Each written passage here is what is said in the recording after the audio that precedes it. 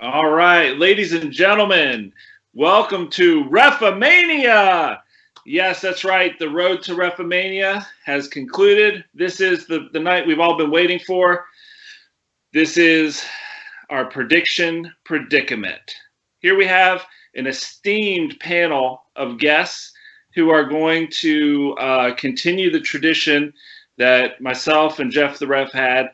We are going to be picking every match that we know of at WrestleMania, and we're going to see who can do the best at this. So, before we go any further, I just want to introduce our panel. First, we have all the way from the Midwest, Levi McDaniel. Hey guys, what's up? How are you, Levi? I'm good. How are you? All right, man. So Levi is an independent wrestler out in Iowa, and he travels around and does a lot of shows. And I hear you have quite a big bit of news on your end to plug. Yeah, that's right, man. So, like I said, I started promoting some shows last year. I've only had a couple, so I'm just getting going. But I kind of just made a deal with a newer promotion over in Puerto Rico. So I'll be heading over there for pretty much all their shows I'm going to be wrestling on, and then I'm going to try to figure out what guys I like over there and try to bring them over to my promotion maybe a few times a year, whatever I can afford, So, That's but awesome, man. it's cool, man. I haven't been there wrestling yet, so I've been to some other places, but Puerto Rico is like one of those old school places that the style is different there, man. They love the brawlers, they love the bigger guys, they love the hardcore wrestling, so it'll be fun. I'm looking forward to it. Dude, I'm so psyched for you. Thanks, man. Congratulations, man. Appreciate it, man. Yeah, it should be cool for me. Really looking forward to it. No doubt, no doubt. Everything else going for you pretty well out in Iowa? Well, yes, and I have to say, unfortunately, I got news today. All my bookings for May got canceled now too. Oh. Last time we talked, we said April got canceled because of the coronavirus, and now it seems like everything I had in May is also going to be canceled. So it is what it is, I guess, at this point. Hopefully, it'll not affect June and July, but who knows at this point. What?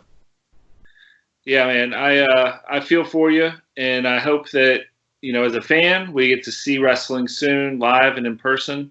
So, let's just cross our fingers and everything else we've got and try and hope for the best on that. Oh, yeah, absolutely. That's all we can do, right? Absolutely. All right. Well, let's transition over here to the other panelist. We have the one and the only Chris Keith. How you doing, Chris? Hey, everybody. I'm good, man. How are you? I'm great. Now, Chris Keith, you guys may remember from last week's Refs Roundtable, actually. We had Chris on, and Chris is the head of United Elite Wrestling, UEW, which he is so prominently plugging on his dome I'm there. not even sure how this happened. Just woke up and there it was. So UEW is an independent wrestling organization here in Virginia, and they're doing a lot of great things. Hoping to get them back on the books here, so we can get a match, get a whole card really. But what do you got to say, Chris? I mean, kind of echoing what everybody else is feeling right now. We're just ready to get back to it. Before I was on this call, I was on about a 30-minute call with our commissioner, and we're just trying to brainstorm, game plan, come up with some different video type vignette stuff that we can roll out. We just released another match today from our February show for everybody to check out. So, like I said the other night, we're releasing those matches. We're going to release our November matches and just trying to build momentum and hope we get this thing back on track for summertime, and just everybody's just ready to go. I'm sure Levi feels the exact same way. Yep, same thing, man. That's the best idea, though, just trying to be creative and giving some kind of content out there for fans to try to take notice to while we have all this downtime. We got to do something, right? Yeah, exactly. I released a what I called the State of the Elite address a couple weeks ago. And in that, I told everybody, pro wrestling is that time where whether it be a 5-minute match or you're watching a 6-hour show on the network, that you really can just kind of get away for whatever amount of time that is and just kind of forget all this other nonsense that's going on, even if it's for a little bit. So, we're going to try and release as much content as we possibly can and try to help people. At least it might even be 3 minutes, but sometimes just 3 minutes of relief is all you need. Yeah. Well, and if nothing else, it just keeps you in people's periphery. Yeah. And I truly think, though, when this thing is all said and done and we come out on the other side, it was already a great time to be in professional wrestling going into this coronavirus. And, I think when we come out on the other side, everybody either in the business or a fan of the business is going to come out with a new appreciation for it. Excellent point. I know. And for anybody that heard the podcast last week, Chris really was trying to focus on the positive side of things and really trying to be thankful for the wrestling programming that we do have. I mean, heck, it's giving us something to talk about. We could be without programming right now and just either watching old matches or, Law and Order SVU or something. I don't know. I appreciate that positive outlook, and thank you very much for that. Thanks, man. All right. So a couple things real quick. So what we're going to do is, as I said, this is a continuation of the Pick'em challenge that Jeff the Ref and I had. And the way it works is we've already all made our picks. There is no changing our picks, okay? So what we're going to do is go in order. It's going to be Chris, and then Levi, and then myself. We're each going to go match by match, if I can say that. And we are going to just let the world know what our picks are and why we picked them, okay? Yeah. I will say this. You two guys, whether you realize it or not, are representing the ref, okay? Because this was the deal. He was the guru who knew. He was the Encyclopedia Britannica of wrestling, okay? There was nothing that he didn't know. And he actually picked the NXT event. That was the only time we got to do this, the last NXT pay-per-view. He picked all of them correct. I did not pick all of them correct. I didn't want to hurt his feelings too bad. But anyway, you guys are going to be filling in for the ref tonight. Okay? Awesome. No pressure. No pressure at all. So with no further ado, why don't we go ahead and dig into this, boys? Let's get it. All right, let's do it. So we're going to start at the bottom of the card and work our way up towards the main event. First match that I know of is the Women's Tag Team Championship, the Kabuki Warriors versus Nikki Cross and Alexa Bliss. All right, Chris, what do you think about that one?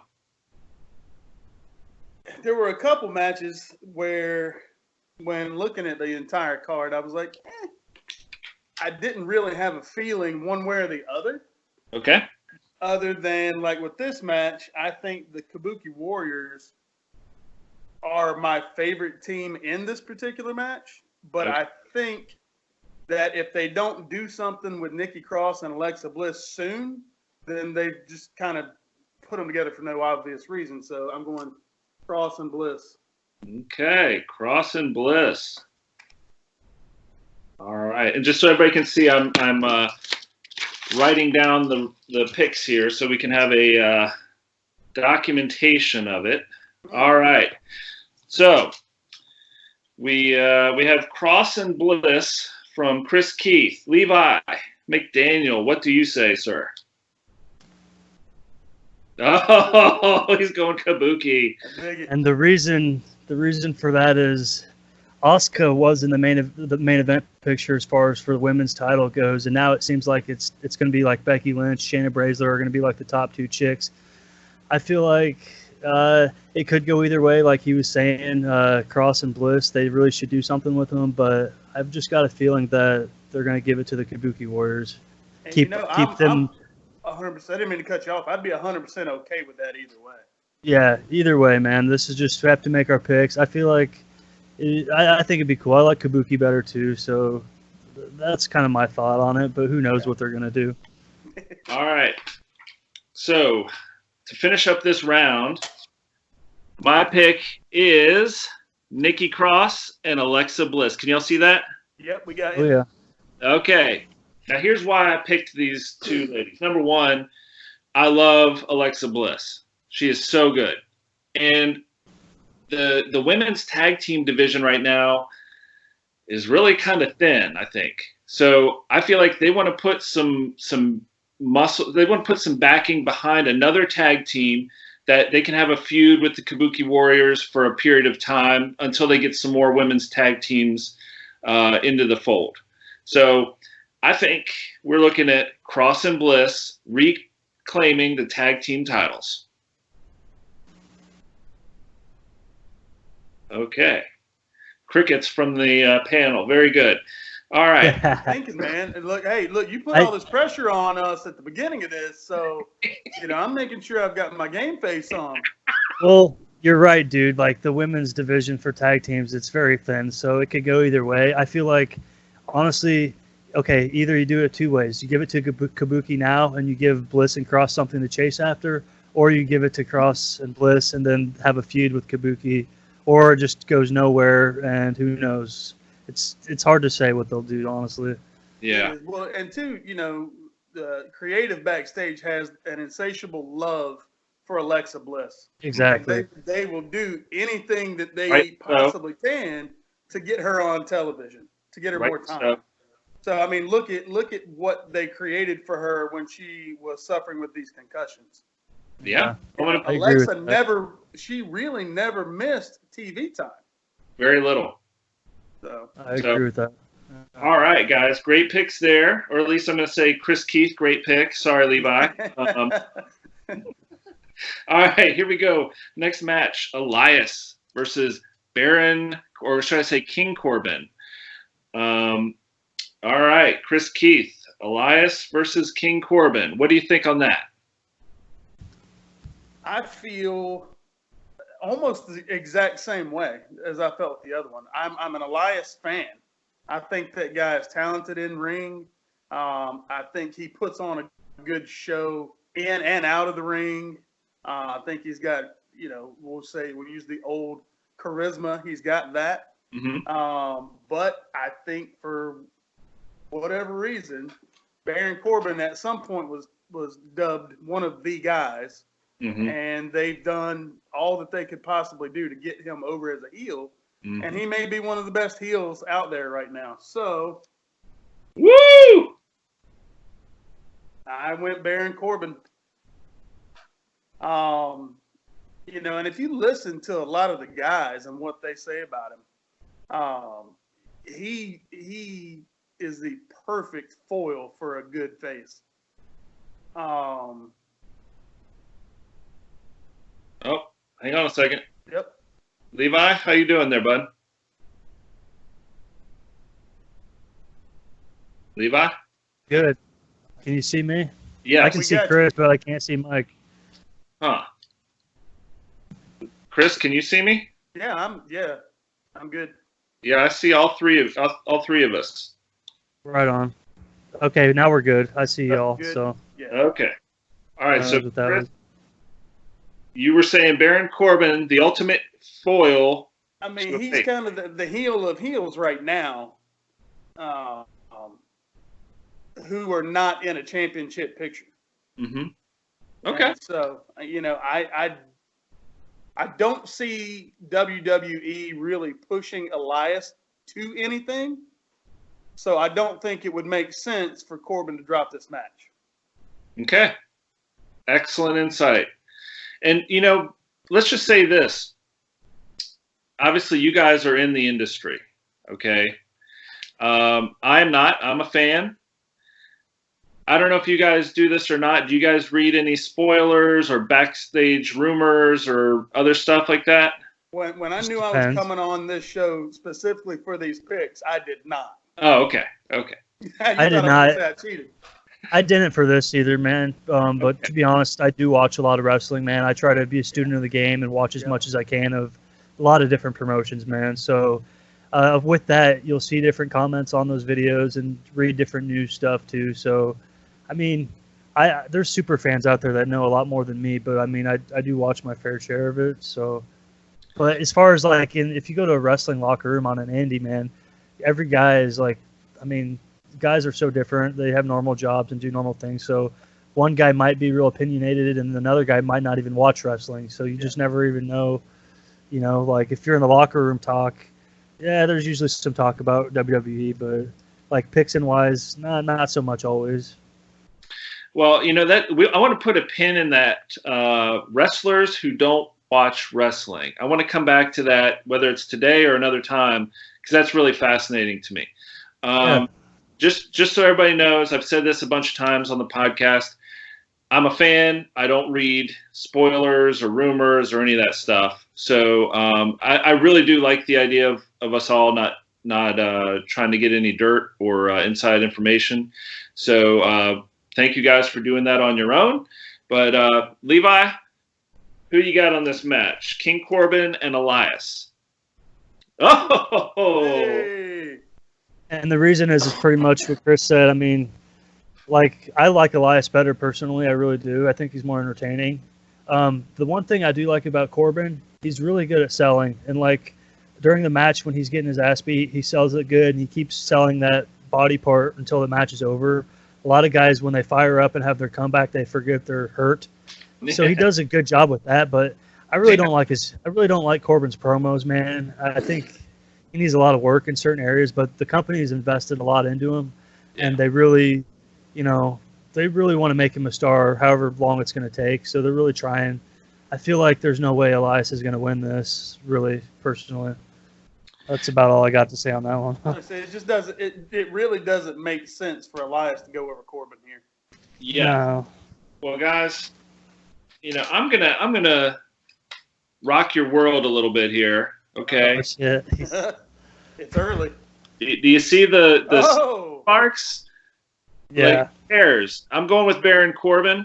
Does this mean sleepings? Were those sleeping Z's? Is that what that was? That's what it was. I mean, this match, maybe if it had been on, with regular programming, maybe it would have had a little more heat to it. But it's like, I feel like they've been trying to bury Elias, and then this might be kind of like a last-ditch effort to give him a chance. Without him being like, Chris, I see you shaking your head. I'm not saying fire him, but I think they might just put him in house shows and stuff because you're right. He does really well with the crowd, but he doesn't have that same fire that he had a year or two ago when he was hot. I mean, he was super hot. He was having great matches, great songs. His guitar playing got a lot better. You could tell he was really honing his whole shtick there. And now it's just kind of like you don't see him very often. And when you do, it's kind of like he's wandering through the backstage, giving messages to people and being all cryptic and stuff. But it's, I think Baron Corbin, I do like Baron Corbin. The King Corbin idea, I feel like they've done an okay job with. They could have done a little better with. But overall, he is a great heel. I mean, he's just got a face that makes me want to hate him. And so I really appreciate him as a heel. Here's one thing about it.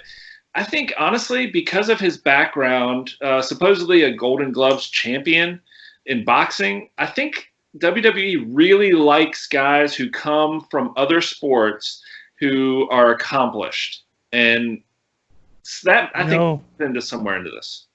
He played in the NFL for the Cardinals too, right? Before he got cut. So he was with a couple. He was with Cardinals, and I think he was with either the Colts or the Bengals. Someone. He was an offensive lineman. He was a lot bigger though. He was a lineman. Oh wow. Yeah. Heavy. Well, I mean, when I said I was going to rock your world, we all picked Baron Corbin, which I didn't expect us to all pick the same on any of these. So that's kind of cool. All right.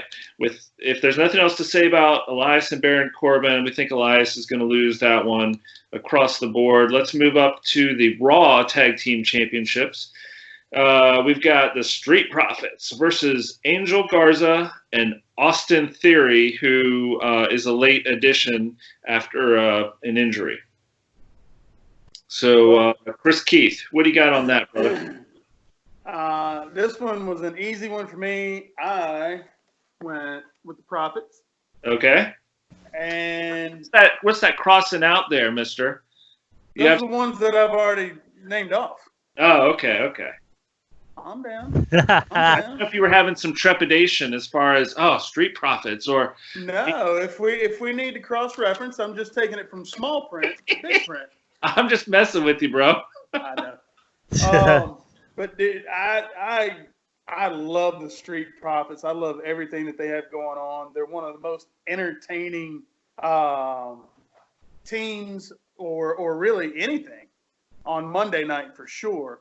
I thought they were amazing in NXT. I think Montez Ford has a chance to be one of the future leaders with a solo career somewhere down the road. I'm not saying in a year or so, but I could see that becoming something down the road.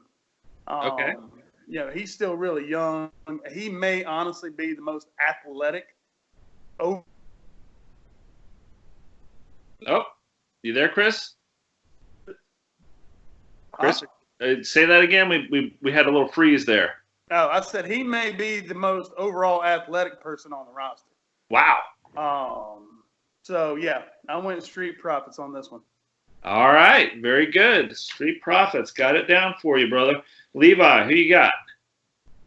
Honestly, I absolutely agree with what Chris said, dude. Street Profits. I don't think there's any way in hell that they will lose this match because, for one, no, dude, I don't like Garza for one. I mean, not just really thinking personal, but I think the Profits are super over right now, and throwing Austin Theory in with them just shows that it feels like a tag team they've just thrown together for the Street Profits to go over on, really. So, yeah, Profits are going to win this, man. That's my opinion. Who were they originally scheduled to wrestle before the coronavirus and everything hit, or did they have anybody? It was Angel and who's the other guy that he's a go ahead, Levi. Was it the Herberto Carrillo guy that I believe it could have been? Yeah, he's I believe is it on American wrestler, Mexican wrestler. Yeah. So he got hurt, I believe, and so they had to bring in somebody else. So they made a big deal on Raw of bringing him up from NXT, Austin Theory, excuse me. So guys, they say lightning doesn't strike twice, but get out your one irons, Chris Keith, because Street Profits. I think that's a safe pick, bud. Yeah, I mean, just exactly what you said, Levi. I did not think there would be any logic behind having a late addition to the match with Austin Theory. There's no way they're going to let that team win. So, yeah, I mean, Street Profits all the way. I'm honestly not a great big fan of Street Profits, to be quite honest. They're, I don't know, man. Like, I would like to see less of their, like when they, like a few months ago when they would do the like Raw recaps during the show, and like I hated that. Just put them in the ring and let them wrestle, because I don't want to see them only being featured for talking. They're great on the mic, don't get me wrong, but yeah, whatever. That's my thoughts. So no big deal. So for the second match in a row, all three panelists are in agreement. So we have Profits across the board on that. All right. Next match, SmackDown Tag Team Championship ladder match with Miz and Morrison versus the New Day versus the Usos. All right, so let's see here. Mr. Chris Keith, So in this three-way dance, we've got Miz and Morrison, New Day, Usos. How you feeling on that? Uso! Oh no! All right, talk to me. Oh, Chris, you froze up on us. Teams in this match. It's because we all keep picking the same thing. Yeah, stuff. But no, I just think you've got three really kick-ass tag teams in this match. Absolutely. And any way you decide to go with it, moving forward. Even if Miz and Morrison retain, then you've still got New Day and Usos chasing. Mm-hmm. And if New Day wins it, same thing. If the Usos win it, same thing. Mm-hmm.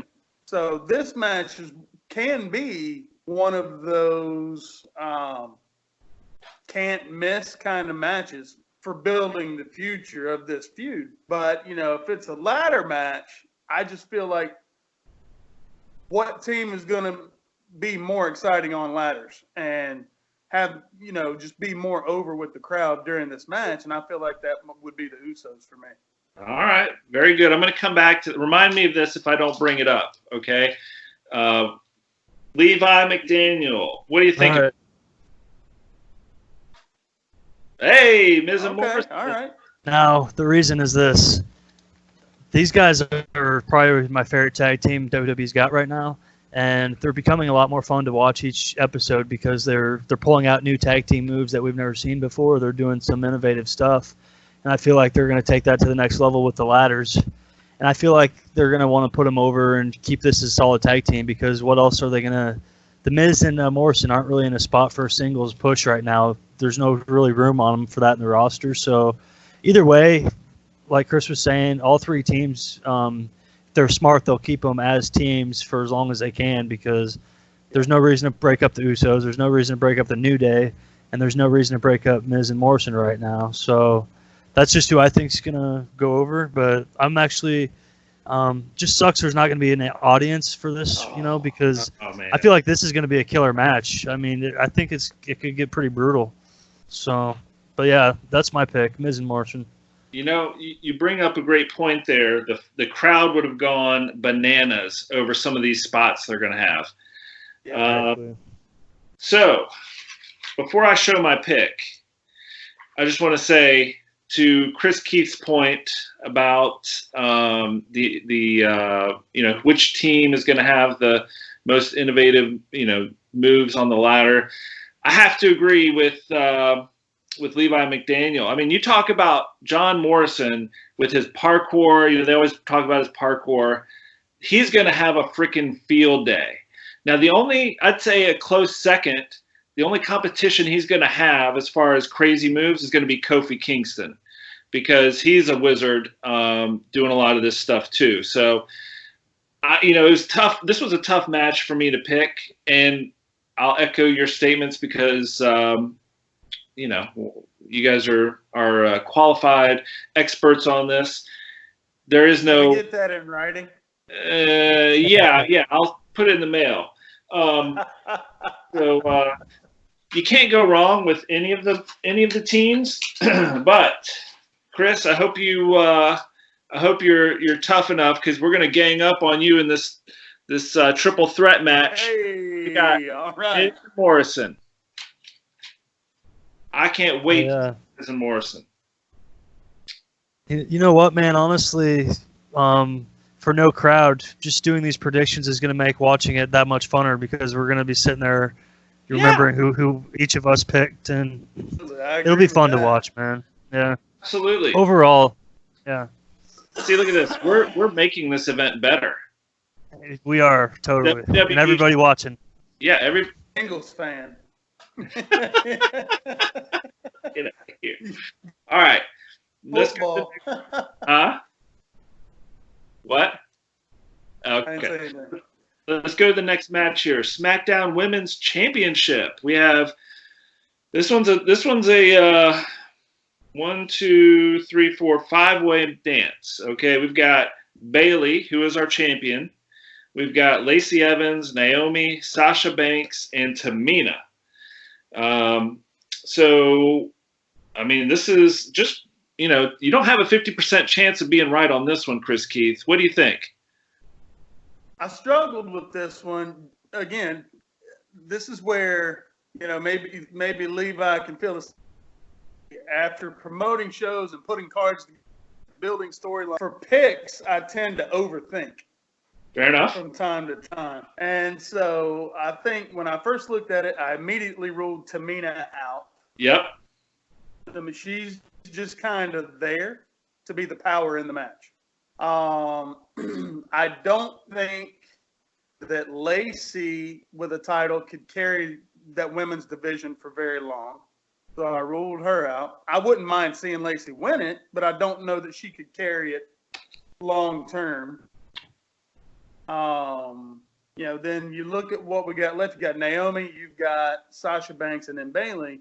That could be the most interesting dynamic of the entire match right there, would be those three. But that being said, I chose Bayley to retain. Oh, all right.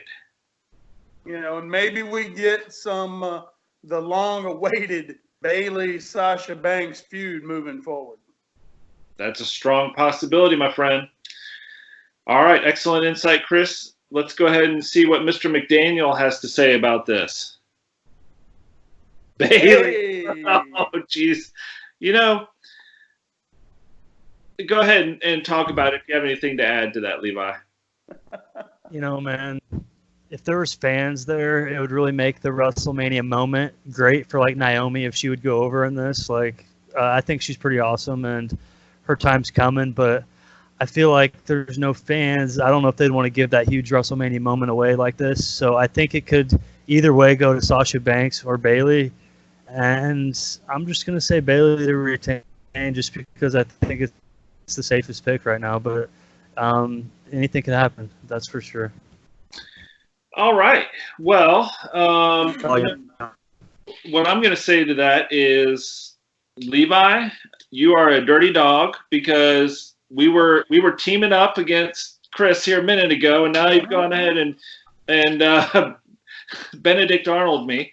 So I'm going with Lacey Evans, dark horse here. I knew you were picking Lacey when I was saying what I was saying about Lacey. I saw you doing the head bob. Yeah. So here's the deal, guys. This is a match that between Sasha, Bayley, and Lacey, I don't have a problem if any of them win. I think Naomi, she's great. Don't get me wrong, but I feel like her time may have come and gone a little bit. Who knows? She's got another push in her somewhere. But all that to say, I thought it was just too much of a cherry picking to pick Bayley or Sasha. I feel like Lacey could come, like Sasha and Bayley will beat each other up, and Lacey comes in and steals a win. That's kind of where I'm leaning on this. So that's what I did. I feel it could go down. I mean, honestly, you're right. If it doesn't come between Bayley and Sasha, like you're saying Lacey, I think it'll be Naomi in that spot that might roll in there and win. But either way, I'm going to take the safe bet still and just say Bayley. But anything can happen when you got, 5 women in one match. So yeah, no, I agree with that. Okay. I mean, yeah. All right. Very good, guys. Let's go to the next match. We have the Intercontinental Championship. Sami Zayn versus Daniel Bryan. Chris Keith is shaking his head. Oh, boy. Keith, lay it on. What you guys don't know about me is that I am the least favorite Sami Zayn fan ever. I cannot stand Sami Zayn. Okay. I just can't stand. Never have. Just can't do it. However, I did struggled to write this. I did pick Sami Zayn to win this match. Because there's more to this story that they haven't had a chance to get to yet with Sami, Shinsuke, Cesaro, Gulak, and Daniel Bryan. there's a lot more of this story to tell, and I don't think it's all going to get told at WrestleMania. So I think Sammy walks away with the title still over his shoulder, around his waist. Kind of wish he would put it around his. Hey, Chris, you're freezing up on. Wins it. And how about that's because I chose Sami Zayn to win this match. Hell just froze over. Yes. I was saying, I said that he can walk out with it around his waist, over his shoulder, around his mouth. I don't really care. All right. Very good. Levi McDaniel, lay it on me, bro. Whoa! Both of you guys are just. Are we getting? You guys have some sort of. Why. No, here's why, bro. My real reason for this is because the original match was supposed to be Braun versus Sami Zayn. You know how that was what the story they were trying to build originally, and Braun had to fill in basically because of there were some other absences from WrestleMania, so they pretty much changed this match up. He was feuding with Nakamura, Cesaro, and Sami Zayn, who basically they were trying to do the 3-man fight on Straw Man, trying to build him up for Goldberg or build him up for Brock, whatever they wanted to build up Braun for later. But I felt like Sami Zayn is going to find a way to win this match regardless, and I think he's going to go over dirty. I mean, I think he's going to have some outside interference, or, I mean, if anything, maybe not. Maybe Daniel Bryan will win by disqualification, but Sami's going to retain the gold. That's what I think. Yeah, I can't disagree with any of that. Well, those are excellent points, guys. And actually, hearing some of your dialogue there is actually quite convincing. Just to keep things interesting, though, I did go with DB, Daniel Bryan, and here's why. Yes. This wasn't the storyline that was what was envisioned for the past months, not by a long shot. But number one, Sami Zayn should not have an Intercontinental Championship. That's number one. Number two, Daniel Bryan should have a title. I don't care what title it is. He should have a title pretty much all the time. And that's honestly what swayed me in this. I get where you guys are coming from, and you have some great insight. So you guys very well may be right. And I also kind of thought about this. If this was, I don't know, whatever, Hell in a Cell or any number of other pay-per-views and not WrestleMania, I would kind of think they'd be building up so that Daniel Bryan could get the belt at WrestleMania. So that was kind of also another part of this. Like, having Sami Zayn keep this belt for an extended period of time, unless it's purely to antagonize, I don't see why they'd do it. So to me, he's not even a heel. He's an antagonist. Yeah. I mean, he's not really a heel. Like, he's just purely an aggravation every week on my television screen. I will say that I did enjoy him and Kevin Owens for a period of time, but overall, like, I don't think he's a great wrestler. I don't enjoy watching him wrestle. I'll say that. And then sometimes his shtick is a bit much. So anyway, I've got Daniel Bryan. So you guys are going out on a limb there, and I mean going with Mr. Sami Zayn, and I'm gonna go ahead and get Chris Keith membership to the Sami Zayn fan club. He'll be really happy to hear that. All right. I will say, Mike, before the next match, though, yeah. I don't like Sami Zayn's character at all, man. But Google him on YouTube. Go back and watch him as El Generico when he was on the Indies before he was with WWE. He wore a mask and had a totally awesome gimmick, and I enjoyed that a lot, man. But the Sami Zayn character, man, it's just like, it doesn't work for me either. I don't like it. The sad part is he can wrestle. He can flat ass go in the ring. Just stop talking. Yeah. Was he hurt? Is that why he wasn't wrestling? What's that? Was he hurt for a while and wasn't wrestling? Well, he had left for a while and had surgery on both shoulders. Oh, wow. And I can't remember how long he was out, but yeah, he was hurt pretty bad. And it wasn't that he just injured both shoulders at one time. It was just build up over years, years, and it needed to be cleaned up. Well, the other part of this that upsets me is you have Cesaro. Like, come on. Cesaro has been so buried and so overlooked forever. Like, I want to see Cesaro finally get a belt on his own. He was a great tag team champion. But, why Sami Zayn? Like, please. Like, I know he can't. I know Cesaro with his mouthpiece in, he's kind of limited in what he can say. But I love Cesaro. Give him Paul Heyman. Don't give him Sami Zayn. Chris Keith, thank you very much. I love Cesaro. So anyway, great back and forth on that one, guys. Let's go ahead and move on to the next match. Sami Zayn's buddy Kevin Owens, or former buddy Kevin Owens, versus Seth, the Monday Night Messiah Rollins. Chris Keith. Struggled again with this one. I think this is going to be a really good match. It better be. Depending on how much we see AOP and how much we see Murphy. I think if it's, I want to say one thing. AOP, one of them is hurt. That's why they're not on the card at all. I didn't hear you. You completely froze up on me. One of the members of AOP, I think it's Razor, is hurt, and he tore a bicep or something, and so that's why they're not on the card anywhere. I think originally they were going to have a 6-man tag somewhere with them, right?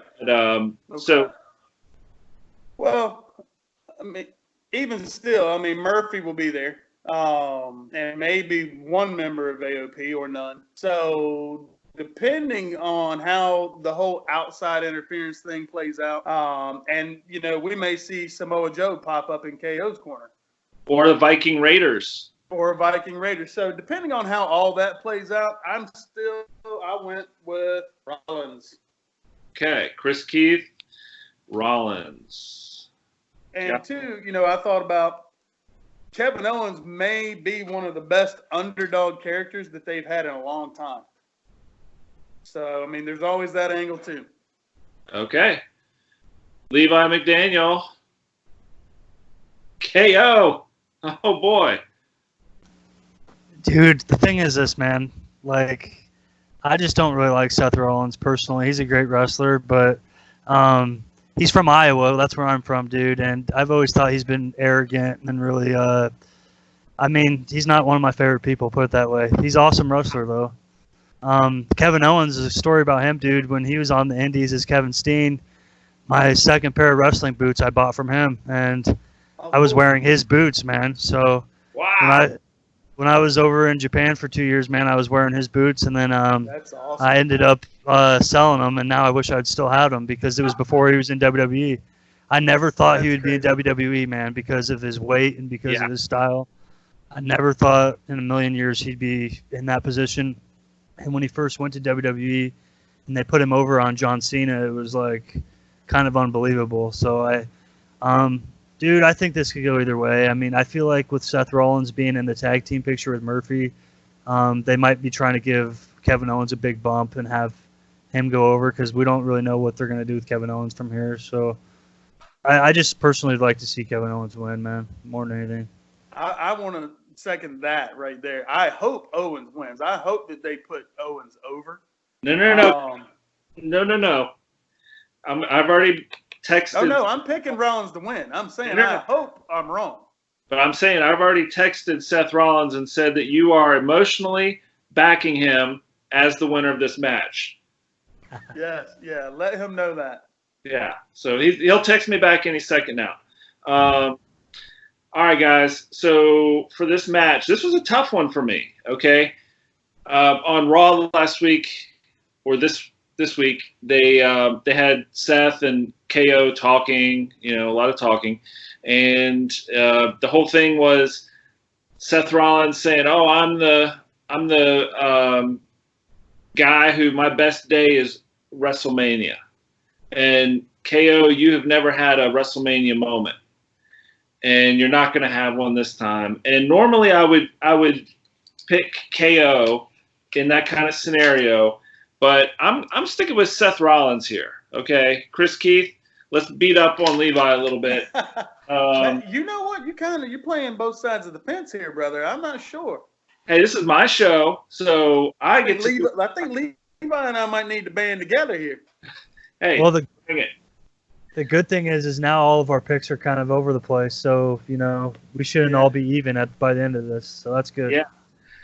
So, Seth and KO, like, I love Kevin Owens. When he first came in, I hated him. I absolutely hated him. But what did it for me was when he and Jericho were best friends. That was the best thing ever. And they had the list. And I was watching some of the old list things, the videos of the list, and it was hilarious.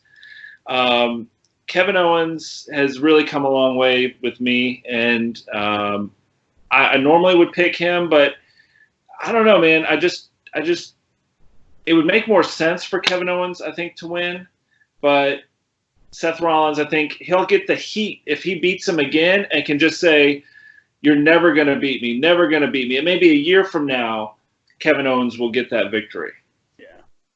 So I think this is one of those feuds that, had they been able to have it out in front of 15,000 people each week, mm-hmm. and really get that emotion that you get from a crowd, involved in what we see at home. But, when the crowds are there and when the crowds are involved, there's a whole different type of emotion. And I think, sometimes as a writer, as a booker, as a promoter, that can help your decision one way or the other as a company on which way to go.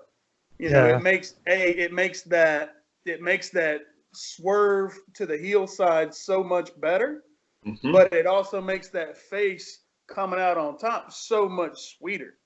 So, right now it's kind of a neutral. If Owens wins, it's okay. If Rollins wins, it's okay.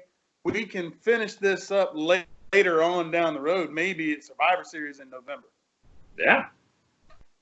Well, I think too, man. It just honestly, like I said, I think KO is going to win, but it's going to kind of suck when he's like, "It's my WrestleMania moment, woo!" and like nobody's there. Yeah, that's the shitty part about this. So. Yeah, I hope he gets his WrestleMania moment next year in front of a big crowd. So, great discussion there, guys. So let's go ahead and go to the next match. We have the NXT Women's Championship. Rhea Ripley versus your queen and mine, Charlotte Flair. Chris Keith. I am a huge Rhea Ripley guy. Okay. So here's why I picked Rhea to retain over Charlotte. And I'm gonna pose my reason in the form of a question and see what you guys say. Is this Jeopardy? Sure. Okay. Sure. I can't do the Sean Connery thing. I was going to, but I can't do it. What good does it do for that title, Charlotte Flair or Rhea Ripley, if Charlotte Flair wins it? Levi, do you have any thoughts on that? Boy. I agree exactly where he's going with what he's saying right now because,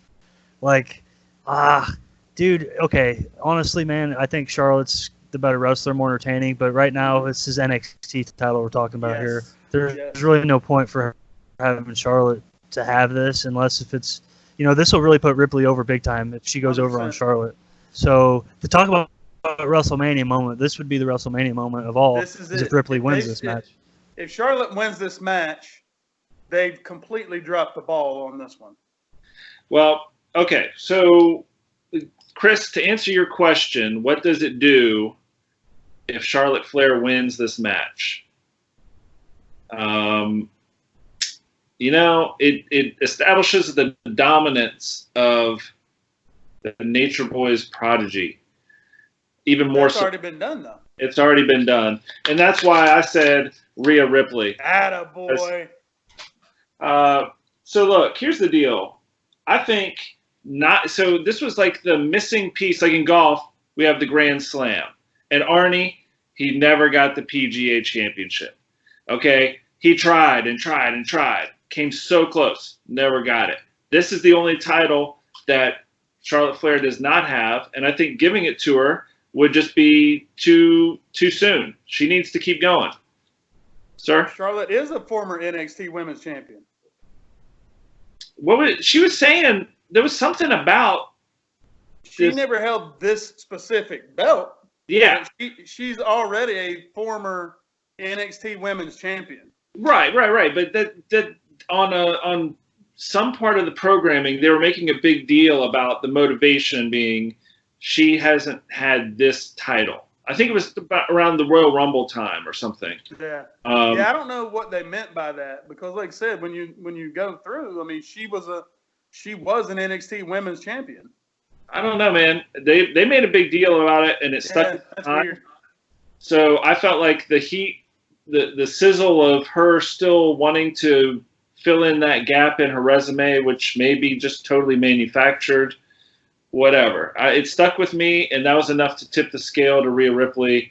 I want Charlotte Flair to win just because I like Charlotte Flair way more than Rhea Ripley. But, I say give Rhea a chance, and let's see what she can do. Well, I think Rhea is really over right now. Oh, yeah. I think in it, there's no denying that NXT as a whole is freaking massive everywhere. And so if Charlotte wins this match and she takes that title, it just, takes away everything that you spent the last year building for NXT women. Unless Charlotte is going to go spend time down in NXT. That's different. Yeah, well, if she wins the title, she would need to. Well, it just don't make sense right now for her to be down there. That's why. I get it. I'm just saying. I agree. What's his face? The Demon.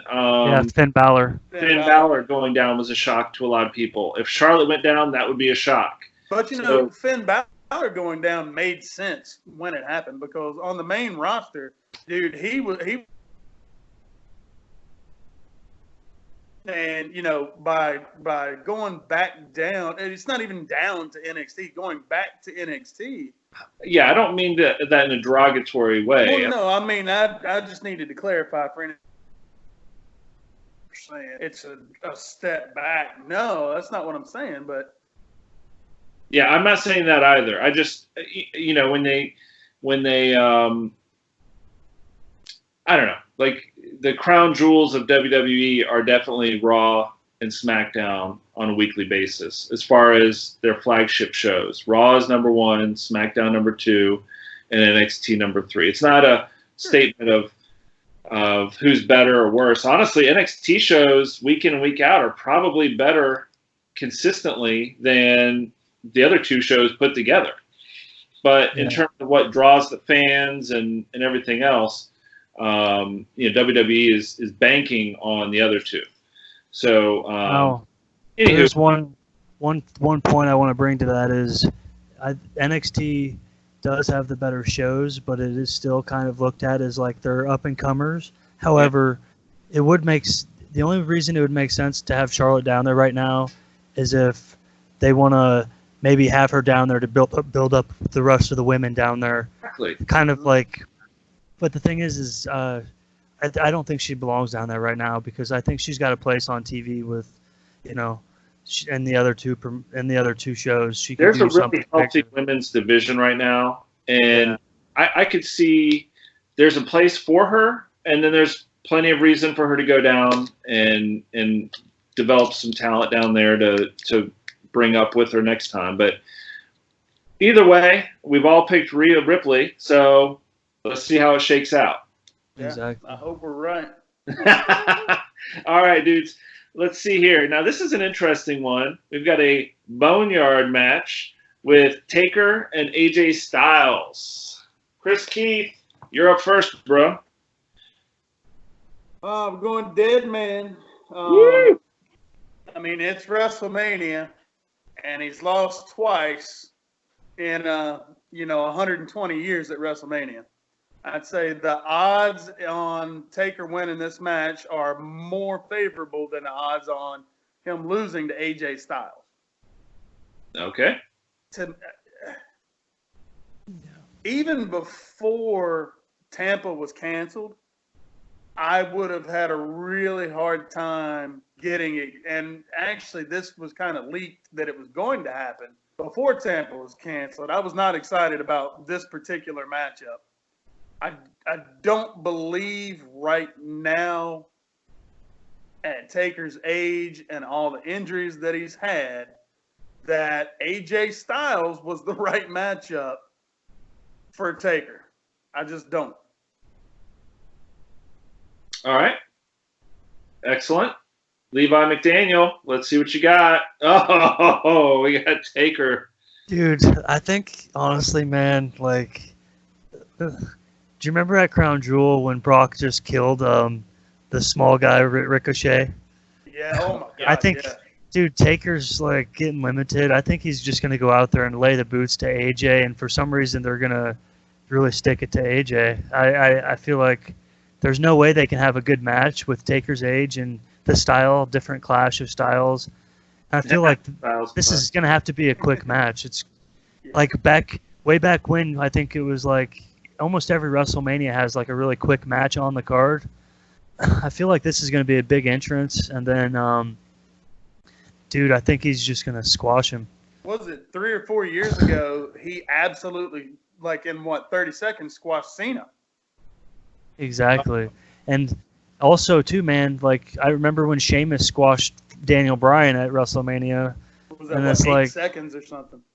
Yeah, and that shouldn't have happened, man. Like, but this is like, what are they going to do? What is AJ going to be able to do in there with Taker? I don't see anything. So I wish they could have an awesome match like a video game, but I don't see that happening. All right. So, look, guys, this is one. I wish I didn't say this. This is. Oh, no. Yeah. I'm actually going Styles on this. And I do not like Styles at all. Okay? You think Taker's going to give him the push then? Yeah. Here's the deal. I thought about, how many times has Undertaker been retiring, and how many more times can he do this? Look, didn't he put his boots in the middle of the ring with his hat? Like, was it a year or two ago? It was the coat, the hat, and the gloves. Yeah. Yeah, he's supposed to be gone, and yet he's back for a stupid angle with AJ Styles. They've been calling each other by their real names, bringing in spouses. It's so dumb. And actually, I don't know if you noticed this, but on my little note here it says, "Who cares?" I agree with that. I you know what? If you want, this could have been a good nostalgia match. Leave AJ out of it. Bring Sting in. Let's have 10, 12 minutes. Everybody pops for the entrances. Yeah. Everybody pops at the end. And then okay, that was cool. That was our nostalgia moment. But there's no way this can be a wrestling match. That's why they had to make it a boneyard match. And that's where I was going to go with this boneyard match.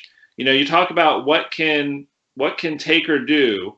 I think this boneyard is going to be, whether it's like graves or other things in the arena, tombstones and whatnot. I'm just guessing. But I feel like they're going to be just brawling out of the ring, and that's how they're going to do this. The thing in my mind right now that I'm worried about is I don't see. AJ Styles can't do the Styles Clash on Undertaker. No. So I don't think so. I don't know. That's the bit of logic that I wish I had a little while ago. Yesterday when I was making my picks, but maybe he'll come up with some other way to beat him. I'm going with. It's probably you're going to have some Gallows and Anderson involved. Yeah.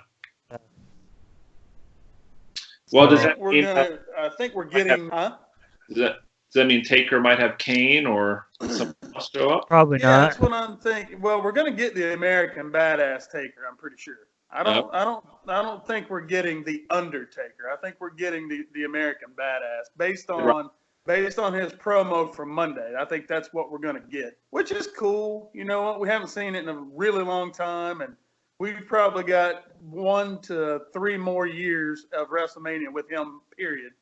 Well, I think it should be 0. And I love Undertaker, I really do. But like, dude, don't get hurt any more than you already are.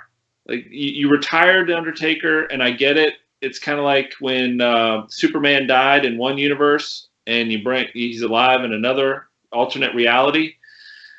Don't pull this stuff. Oh, well, I've got, like, so what if Mick Foley was around? Would he? Oh, I retired Cactus Jack, but I'm still Mankind.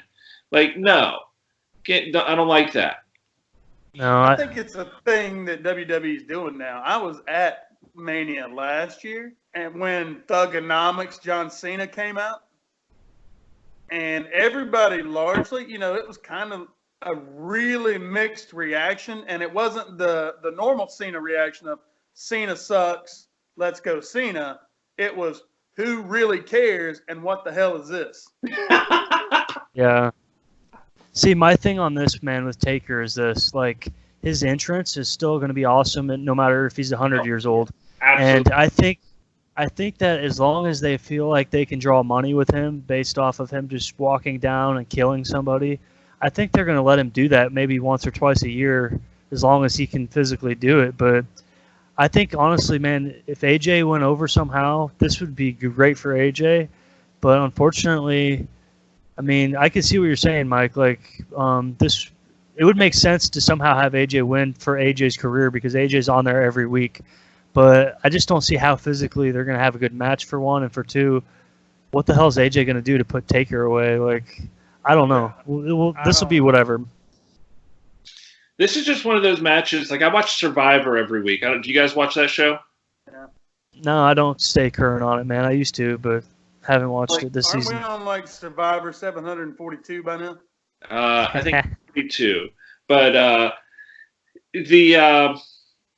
the thing is, every week somebody gets voted off the island. And actually, I call my dad every week, and we try and pick who's going to get voted off of the island. And they do some funny things to make you think one thing, and then creative editing, it's really this guy or girl getting voted off. And with Styles, I just feel like everybody's going to be pulling for Taker. And that's all the more reason to let Styles win. And, Now, you finish your thought, and then I just had one hit me. No. You go ahead, Chris. Let me lay it on me. No, we were talking about is Kane going to pop out or what's going to happen? What? Michelle McCool is going to be involved somehow. No, that's great. No, seriously, she's in every promo that promo. AJ or Taker have done. She's the focal point. Yeah. Yeah. Maybe he'll give her the Styles Clash. Yeah. Yes. Yeah. Who It knows? just hit me. I'm like, Jesus, she's been the focal point of the whole thing. And the good thing is if Taker does do the American Badass gimmick, that means he's going over with the last ride, dude, the fucking power bomb instead of the tombstone. Yeah. Fair enough. Yeah. We'll see. We'll just see. Hopefully it's good. Well, gentlemen, let's go to the next match. We've got about 5 more left. Edge versus Randy Orton, RKO. Let's hear it, Chris Keith. This is the match that I'm just most excited for this match. Really? One, dude, I can't imagine Edge having to be forced to give it up for 9 years and then being able and come back and still be able to go, right? And then through the years, if you look at Randy Orton, a motivated Randy Orton is amazing. If he believes in a storyline and if he's 100% bought into what's going on, Randy Orton is amazing. Then you factor in that these guys are legends and they're best friends, and they're going to want to go out and absolutely blow it out of the water. I think this is my match of the night. And unpopular opinion, I'm picking Orton to win it. Chris Keith, Randy Orton. Very good. Dude, this is the first time I've really met Chris, man. I like him because I agree, man. I'm looking forward to this fucking match, dude. I think this is going to be like a barn burner because, like we said, though, Edge has not been on there forever, but you know what that means. He's laying at home with all these ideas in his head. He's ready to come out and just slay it and kill it. And Orton knows that the fans probably want Edge to win, and Orton's going to show, hey, I haven't been anywhere. I've been the man. I haven't got the credit I deserve. I'm going to come out and I'm going to lay. I mean, it's going to be a rough and tough, pretty good match, I think. Looking forward to it. I think it's going to be fire from start to finish. I do too. All right. So, you two, buddy. Yeah. I swear we didn't call each other before this, man. We just met today. Yeah. You know, I'm going to have to screen my panelists a little better next time. But all I'm going to say is, you got room for one more? All right, boys. I think the popular. But come on. Huh? No, I said come on with us. Yeah, I think Edge winning would be like really fun and all that, but I think the heat if Edge is going to be around more than just once a year, this is great to get a really true, just a blazing hot feud between the two of them that they can revisit in a couple months and build up for the next few weeks. So I think Orton's going to win it, and he'll probably be yelling things like "I'm going to retire you again" and all this stuff, and it's going to be great. So I'm not the biggest Randy Orton fan, to be honest. I like him a lot, man, and I feel like he. Dude, all these years, everyone says Cena. Well, Orton's been there just as long, and he doesn't get enough credit because he's there week in, week out, and he's had some really great matches, man. But it's not like he's a two-time champion either. Like he's up there. He's up there with Triple H. He's up there with Cena, Flair. He's at 13 or 14. Yeah, and I feel like he's really been overlooked these past few years for as much experience as he's got. They don't consider him one of their top guys, and he definitely should be. Hey, nothing against his wrestling ability. It's just that I always found myself rooting for the face when he was wrestling. So that means he's doing his job as a heel. Absolutely, he's doing what he's supposed to do. Absolutely. All right, guys. Another unique match here. We've got the Firefly Funhouse match. The Fiend versus You Can't See Me, John Cena. Chris Keith, I can see you. What do you got? Are you sure? How about now? Yeah, I can still see. Oh, no. Okay. I'm going with The Fiend. Okay. And here's why. Kind of almost like my thought about Charlotte Flair.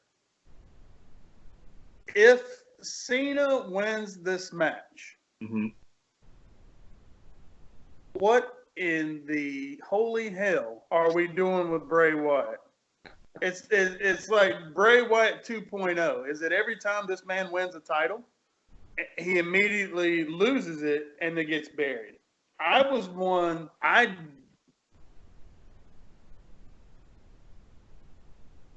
Anyway. Hey, Chris, you froze up on us there. What'd you say?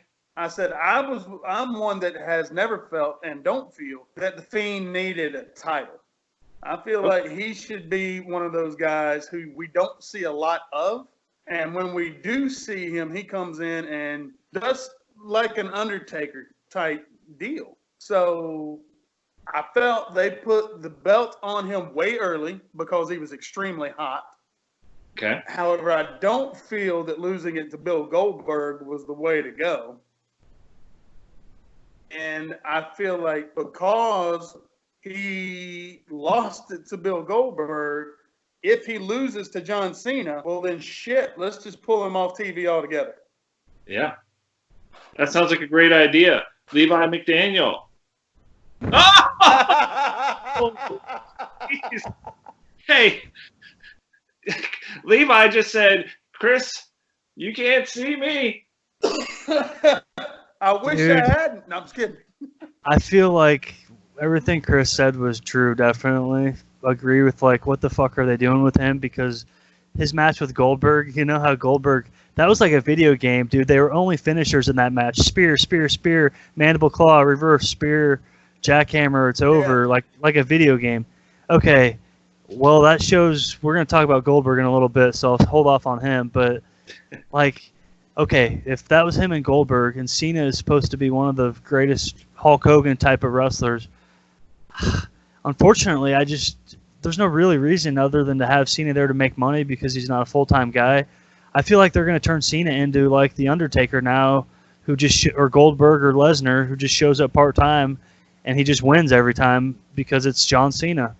I mean, that's what WWE seems to do with any guy that has a big name, so I feel like, unfortunately for The Fiend, like, I don't know what they're going to do with him. I feel like Cena's going to be like the new Cena or, Lesnar or gimmick like Goldberg or Undertaker, just a part-timer that always wins. I would say it's going to be more like an Undertaker type deal. Just show up for 1 to 2 pay-per-views. And draw money, and that's it. Tiger Woods in golf there for a little while. He only showed up to play major. Yeah. Well, that's all he could qualify for. I'm just kidding. But I'll fight you on that one. What? I said You froze up, Chris.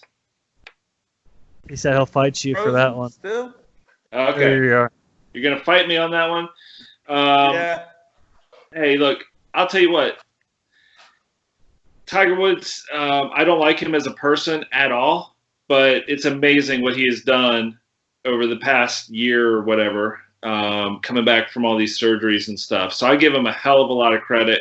I don't want to see him. Did he break the record? Did he tie the record or break it? It's tied. Yeah, I don't want him to break it. Tying it. It's like Ric Flair 16 times. Well, this is a different podcast, but he's going to break it. I know he will, but I'm just saying, at the very least, he better not win 18 majors. So here's my deal. This match, Levi, you might remember this. Chris, you wouldn't have known this unless you went back and watched some of the previous podcasts. Jeff the Ref was the biggest Bray Wyatt fan on the face of the planet. I am very low on the list of Bray Wyatt fans on the planet. Chris Keith, your thoughts about what are they going to do if Bray loses? It's basically sending him off of TV. That works for me 110%. I don't enjoy watching Bray Wyatt wrestle. He's had one good match where I was like, man, that was a hell of a good match. Everything else I just don't like for one reason or another. So it pains me to say this, okay? But for my good friend, the ref, and he's going to get a kick out of this, I'm picking Bray Wyatt. Okay? I don't think Cena being a part-timer is, yeah, he's like Levi said, he's like the Hulk Hogan of our generation or this generation, and having him lose, it's like a fine balance between he's losing to one of the greatest names in WWE history, but at the same time he's losing to a guy who's more focused on movies right now than and not being in the wrestling ring every week. So I think this is probably going to be Bray's last chance. They took the belt away, as you said, really quick with Goldberg, and I forgot who won it before that when he had it. But, let's... What was that? I said, didn't Cena take it from him the first time he had it? I think so. I think so. I think Cena took it from him the first time. I probably didn't watch the match close enough because I didn't care enough about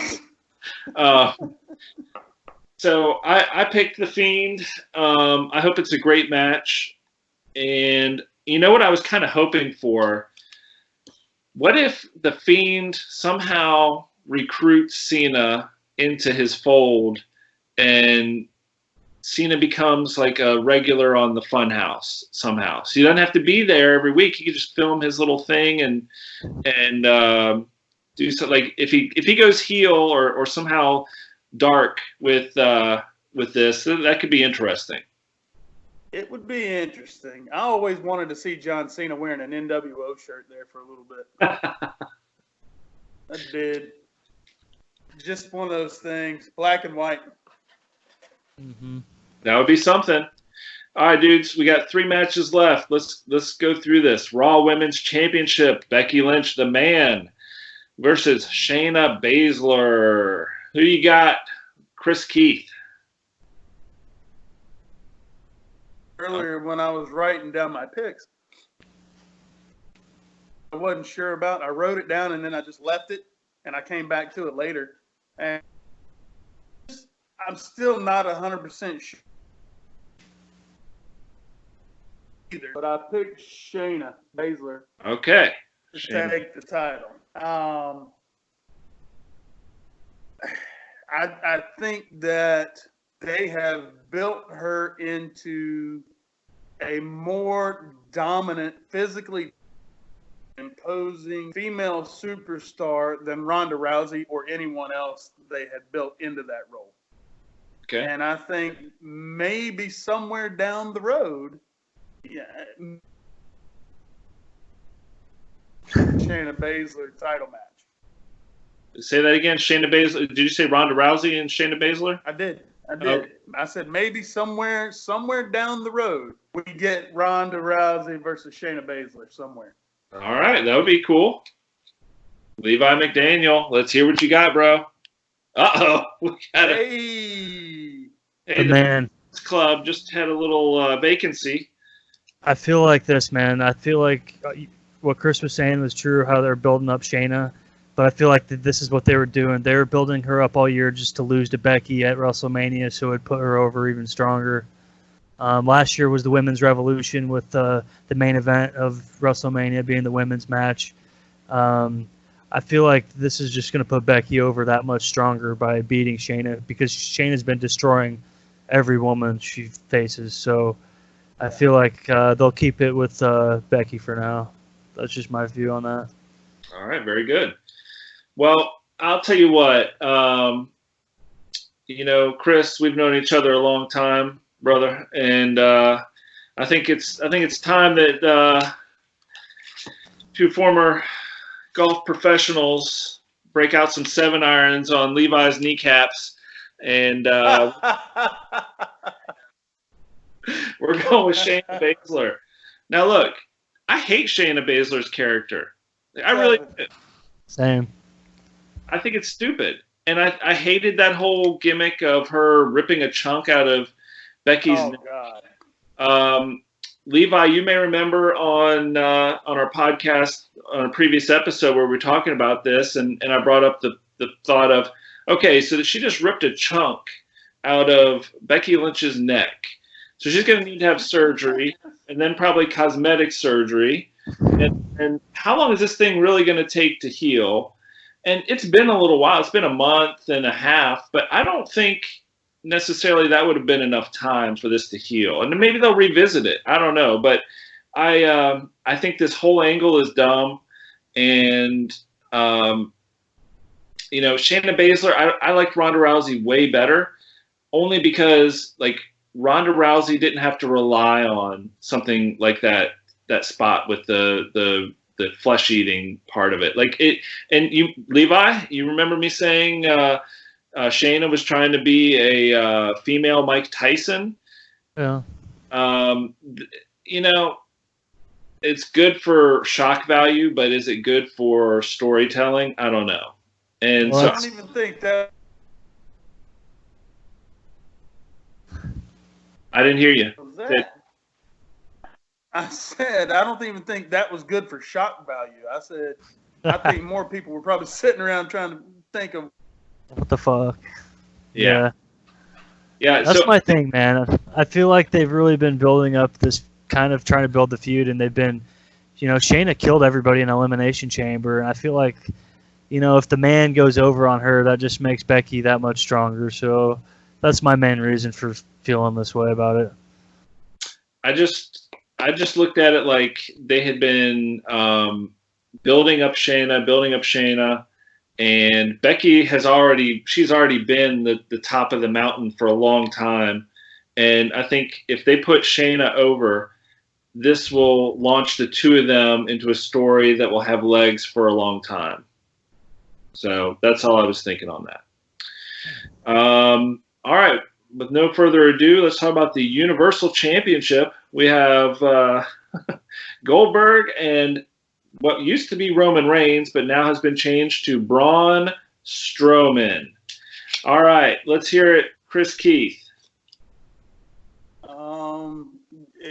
You'll just have to excuse my enthusiasm and my. Calm down, Chris. Calm down. Call it. I picked Braun Strowman. Okay, Braun Strowman. But here, Goldberg wins this match and retains this title. I don't throw around the word buried often, but Strowman will now have effectively lost the IC title to Sami Zayn. Yeah.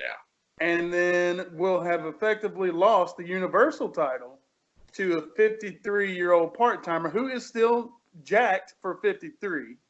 Still looks good, but is clearly not the same guy in the ring, as evidenced by the jackhammer with the Fiend. Yeah. So I just feel like if this is your last shot with Braun Strowman, this is the last chance you get to make him a legitimate champion. And if you don't do it now, then he's mid-card to match one from here on out. Oof. Okay, that's dire circumstances, big consequences here for Braun Strowman. I hope he's listening to this. I was pleading more in those thoughts than I was preaching. Thank you. All right. Go! No! All right. I feel like this was going to be... Honestly, man, I don't think Roman Reigns is scared about the coronavirus. I think that's all a work. I feel like they knew that this was going to be the chance to take the belt off Goldberg and give to Roman Reigns, but they said, we cannot do this with no fans. We need to save this for a bigger moment. This is the huge match.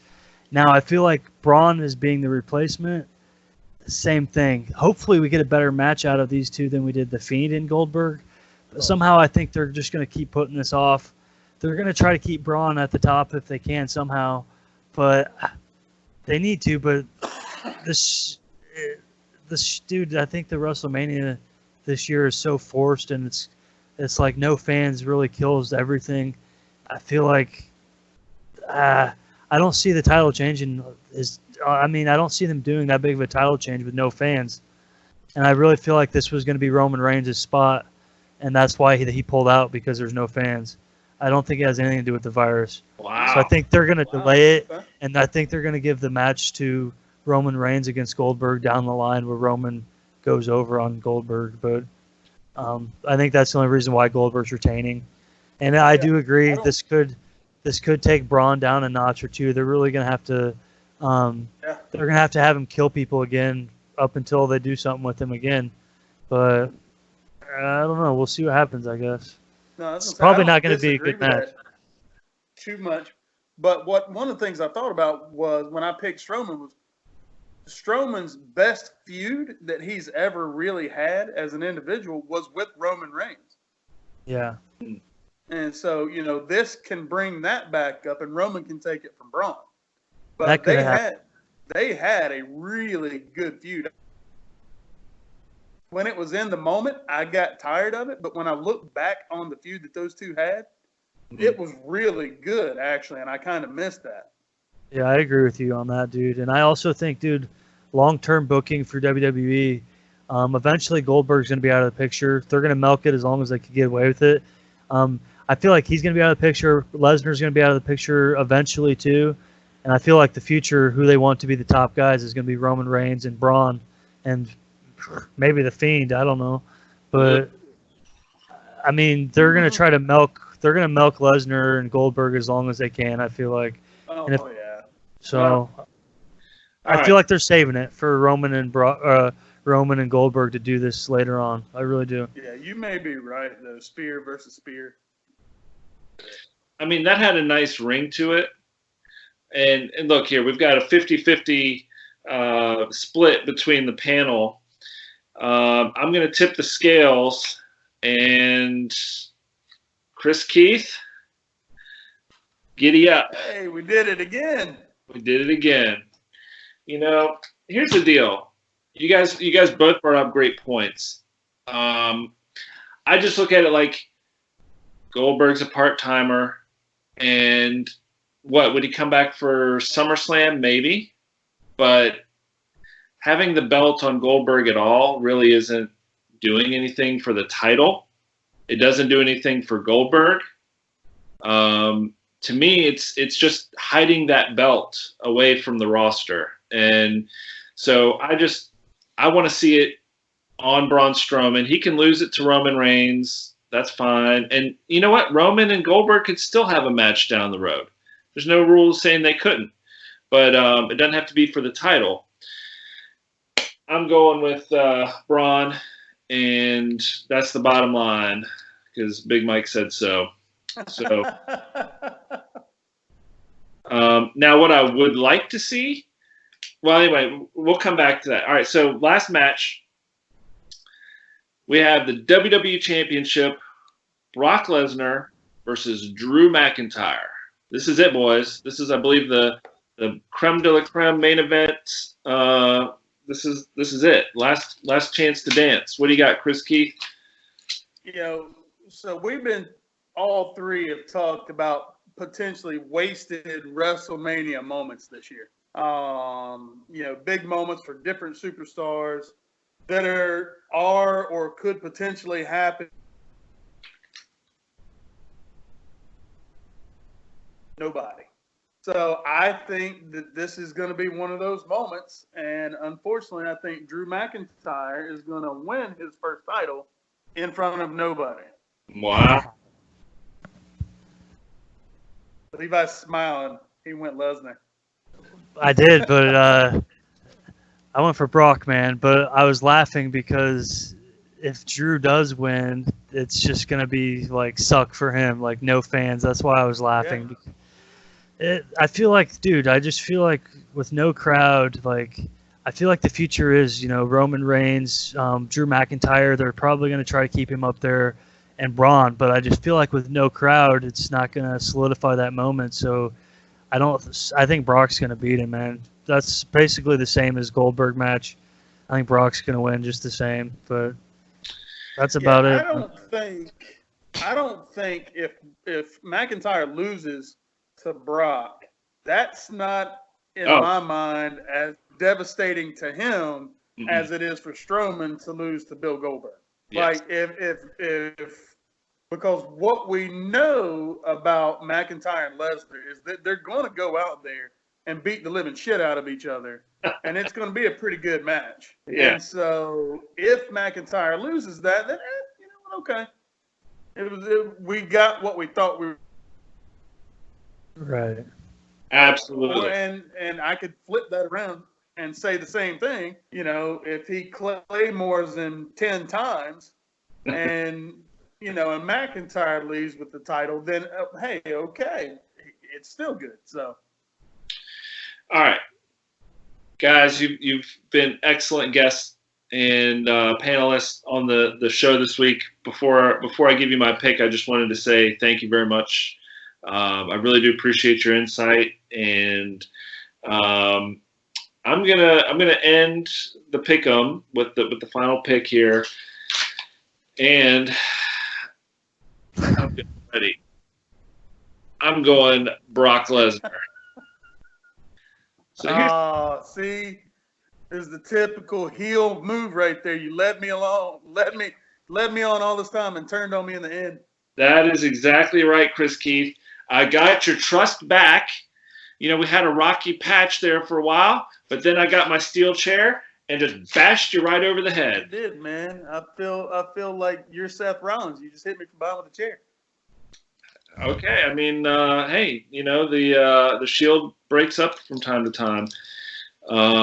So all I'm going to say is Brock Lesnar, I think, is going to win this. And the reason I picked Brock was I wasn't thinking of it along the lines of you know, Drew needs to have the crowd there and get his moment. Because honestly, I think if Drew McIntyre had the chance to win this match, if they said, you're going over tonight, he doesn't care. Like, he'll be happy to have the belt and everything that goes along with it.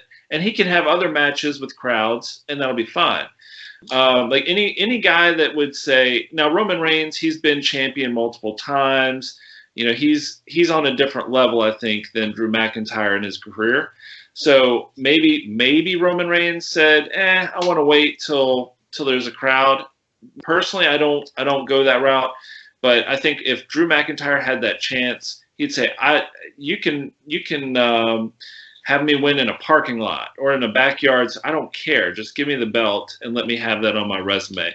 But I think Brock Lesnar winning does a lot more because Drew can still have that fire and keep building up the feud between them. Because really, other than Royal Rumble, it's been kind of sparse. Like other than Paul Heyman coming out and talking, and then an occasional like scuffle, it's not really been anything to speak of. So I just felt like Brock Lesnar, he always wins. He always runs and hides with the belt, and then he'll come back in a month or so.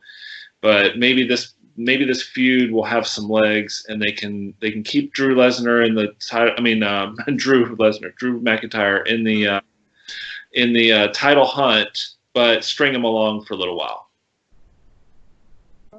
Yeah. I don't know. I mean, I can definitely make cases and see both sides. Yeah. All right. So this is our sheet. Are you impressed, guys? I made a spreadsheet. Nice.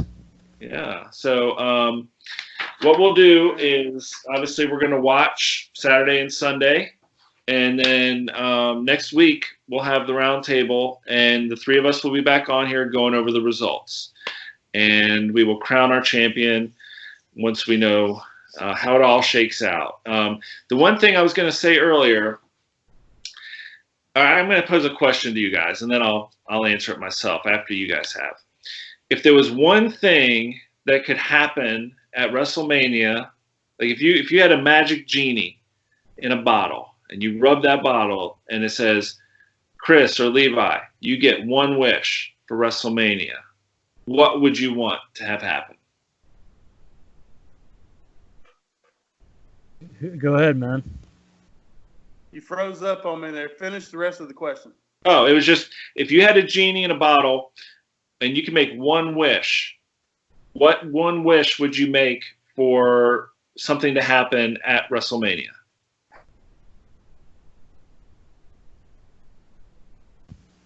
I know my answer. Do you want me to go first? Yeah, go ahead. You go ahead. Yeah. I think, dude, it would just be for this coronavirus to not be here so we could have the audience and have the whole WrestleMania experience. That would be my one wish. Okay, I'm talking about like in the wrestling world. I honestly was trying. I was thinking the same thing. Because that's a killer, man. To me, it just kills the whole vibe. I swear to you, that's exactly what I was sitting here thinking. Okay, dude. I feel like a jerk with my answer, so maybe I just won't tell mine. But in the story, in the world of wrestling, like let's take the coronavirus out of the picture.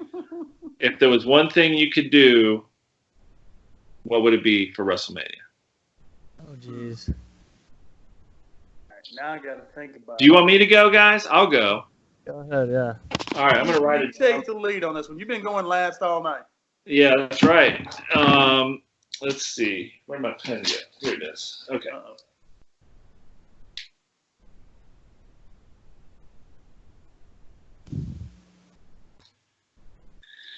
All right. Here it is, boys.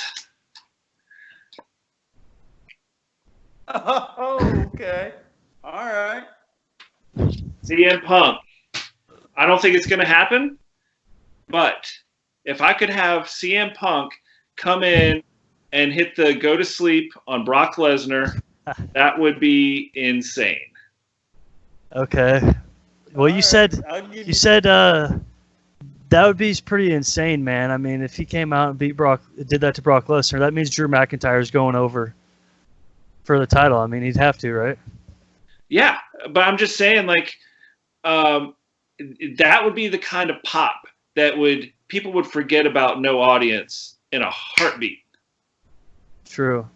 Well, you got mine beat because I already thought of something. All right, what do you got? Well, someone might not like me for this, but the quickest thing that came to my mind was the Kabuki Warriors match, man. Maybe like a wardrobe malfunction and we get to see Asuka's top come off. I guess I said it, man.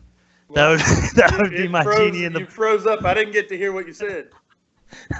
I said my genie in the bottle wish would be the Kabuki Warriors match, dude. Asuka's top pops off, dude, and then there we go.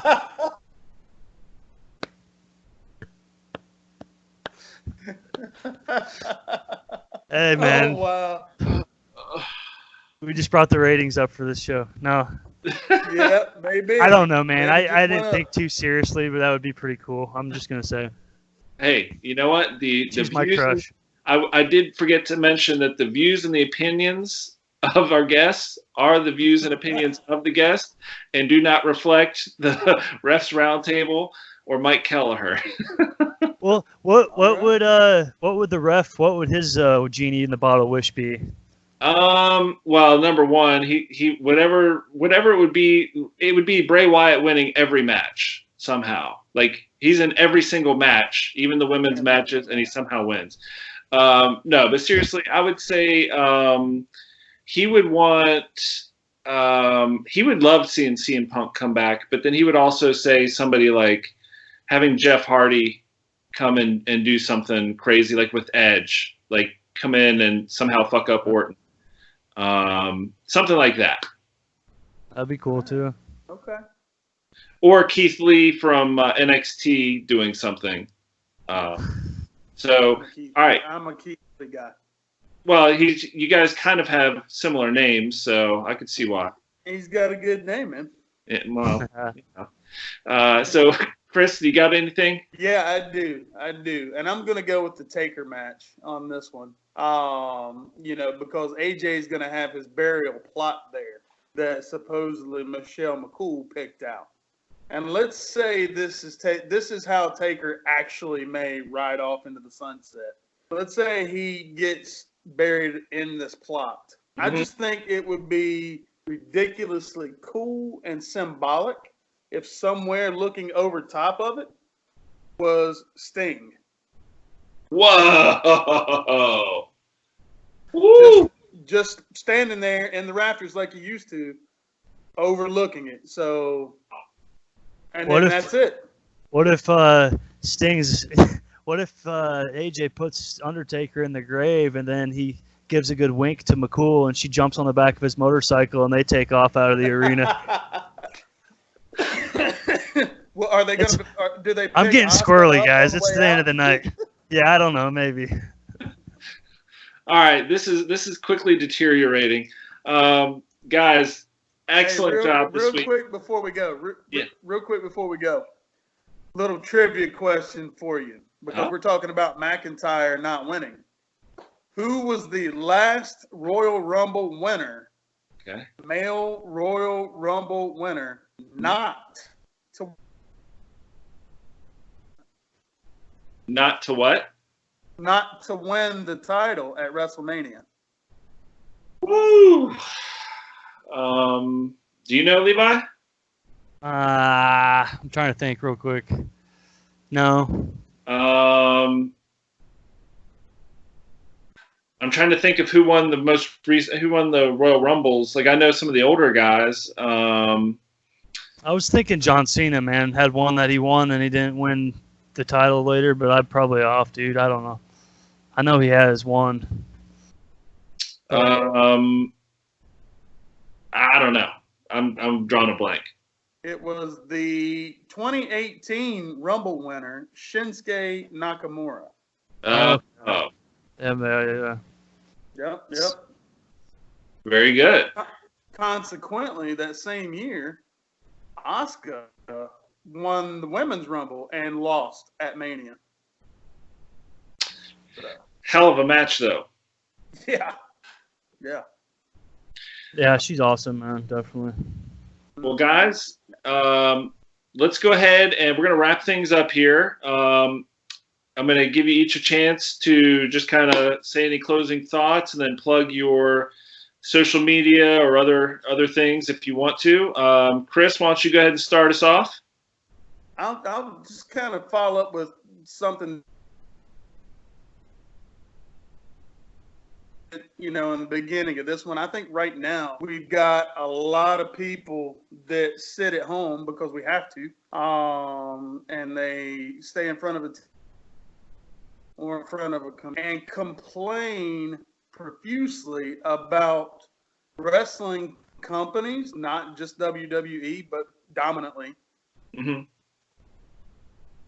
Product that they're putting out, instead of just take a step back, let's take a deep breath, and let's understand that because of them, we still are getting on a weekly basis, brings all of us together. All love to watch and that we love to talk about, and that's professional wrestling. So I do believe that as a world, I mean, wrestling is on a global scale. It's not even a nation type deal. We need to just be thankful that they're still making efforts to bring it to. Absolutely. Yeah, I mean, like I said before, Chris, like you had that really positive and refreshing outlook on the whole situation, and I know that I appreciate it and have like I'm always a pretty positive person, but I was one of those people that was kind of focusing on what was WWE doing wrong, as opposed to thank God that they are still trying and still. I mean, like, how could they have known how to handle this? And they're trying to figure it out. We have right now about 10 to 12 hours worth of programming between WWE and AEW, not even counting other stuff on TV.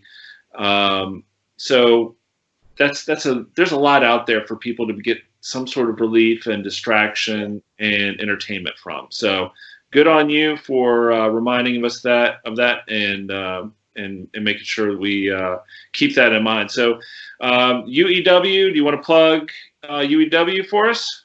And United Elite Wrestling. We're based here in Richmond, Virginia.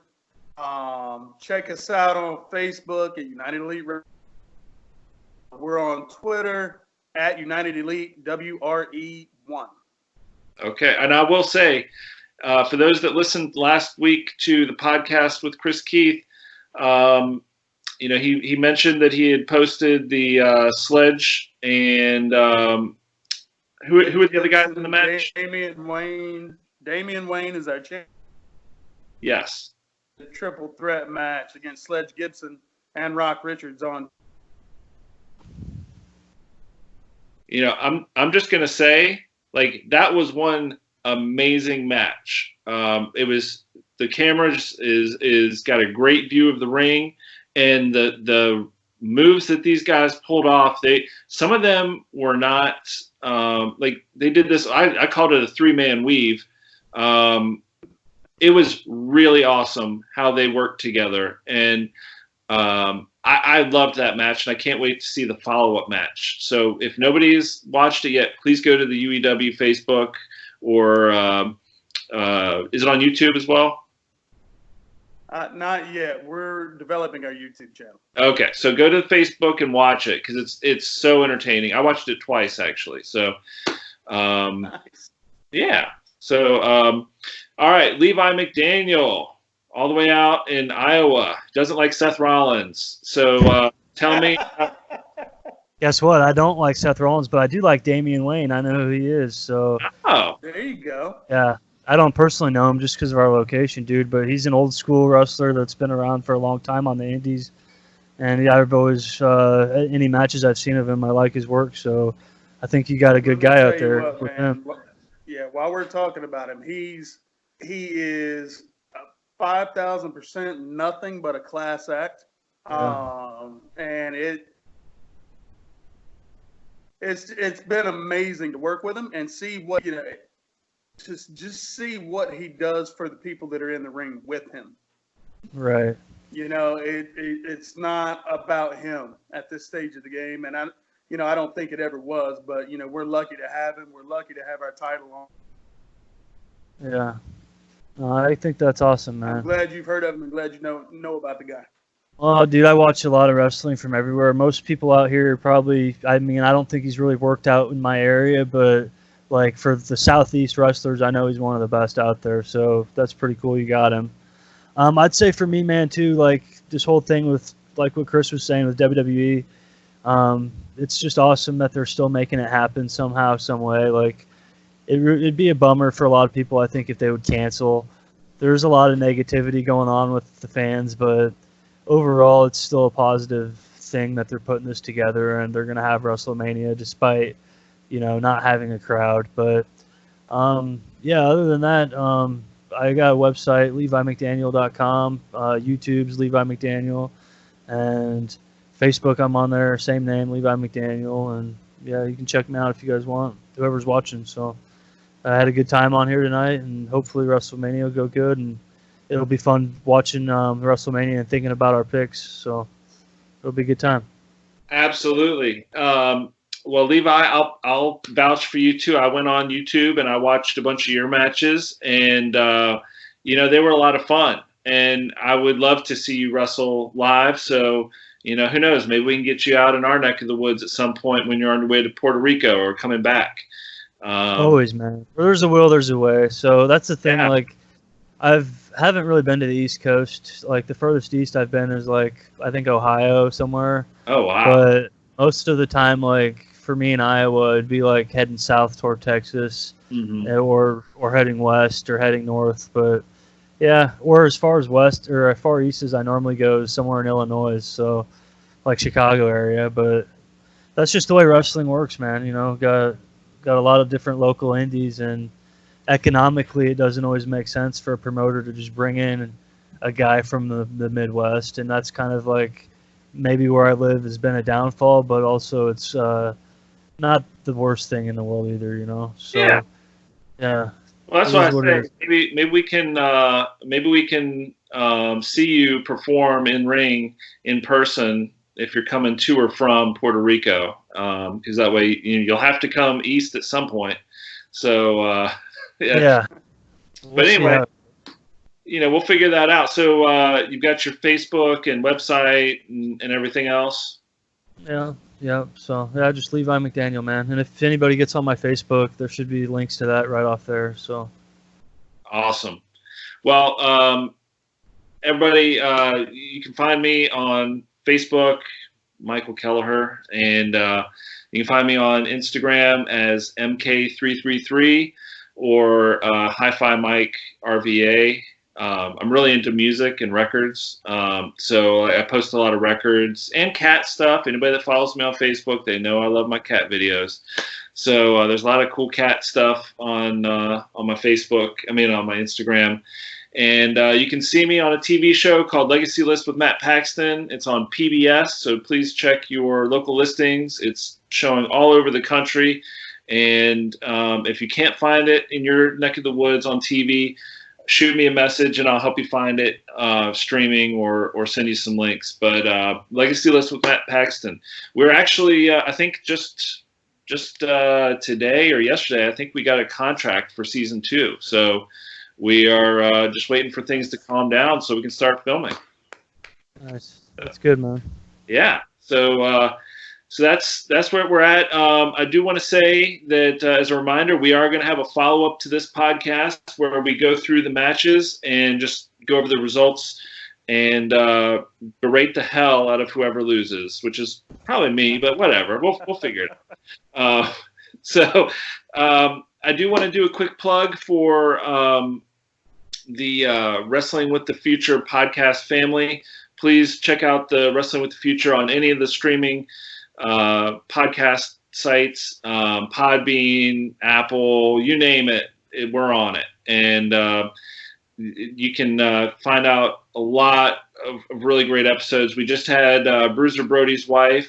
She was amazing, and we talked. We had about an hour and a half conversation with her. So that was one of the best episodes so far that I've been a part of. And then just on Tuesday night, we had a reflection on Chris Benoit's death and the details surrounding that. So check that out.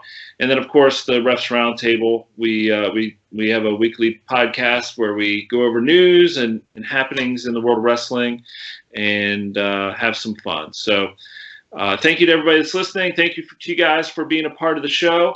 And I look forward to seeing how this all shakes out in a few days. All right, man. Appreciate it.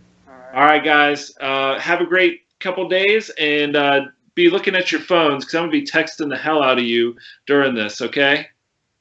Sounds good. All right. So for now, I forgot to say, I was plugging the Wrestling with the Future T-shirts. Now, here's the deal. Our friend Jeff the Ref, he passed, and we had these T-shirts made before he passed, and we're selling them for $20 a piece. But here's the deal: we are actually donating a portion of the money from the shirts to Jeff's family, his mom, just as a way to help her out. And so, if Mama Ref is listening, we're working on this and getting these shirts sold for you, but. If anybody out there wants a shirt, when we post this video, I'll have a link to the shirts so you can order one if you'd like. But just wanted to mention that Wrestling with the Future T-shirts.